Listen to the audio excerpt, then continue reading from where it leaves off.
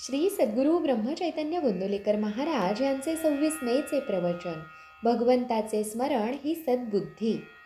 परमेश्वर सर्व ठिकाणी भरलेला आहे, सर्व विश्व व्यापून आहे.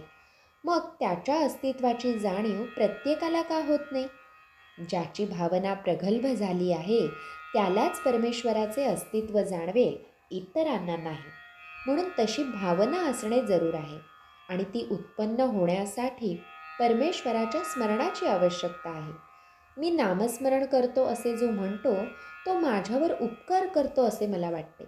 कारण जी व्यक्ती नामस्मरण करते ती स्वतःचा उद्धार करून घेत असते, म्हणजे पर्यायाने माझ्यावर उपकारच करीत असते.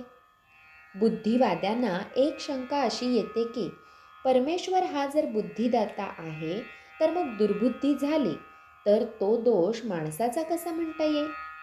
याला उत्तर असे की बुद्धिदाता परमेश्वर आहे हे अगदी खरे, पण बुद्धीची सद्बुद्धी किंवा दुर्बुद्धी का होते हे पाहणे जरूर आहे. प्रकाश काळोख या दोहोलाही कारण सूर्यच असतो.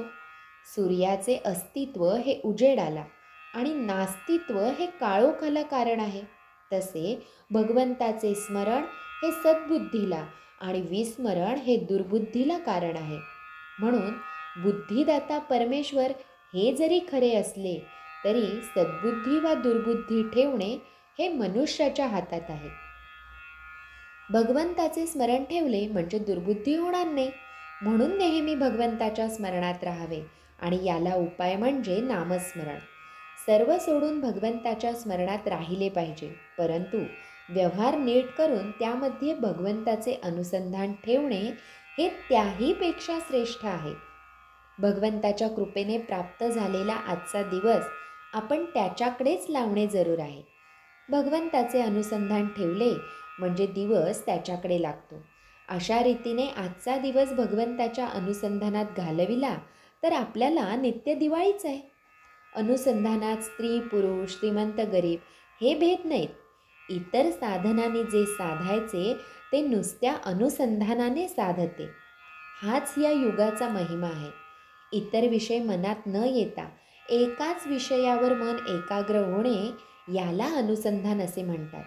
भगवंताचे अनुसंधान हेच खरे पुण्य होय आणि हीच आयुष्यात मिळवण्याची एकमेव गोष्ट होय. एक भगवंताचे अनुसंधान ठेवा म्हणजे इतर सर्व गुण आपोआप मागे चालत येतील.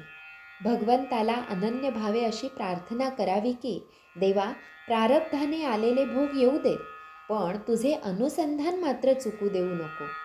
श्रीराम समर्थ. नाम व अनुसंधान 24 तास चालायला पाहिजे. तेथे दुसरी एखादी गोष्ट वेळेवर न झाली तर त्याचा आग्रह नसावा. श्री सद्गुरू ब्रह्मचैतन्य गोंदवलेकर महाराज की जय. जय जय रघुवीर समर्थ.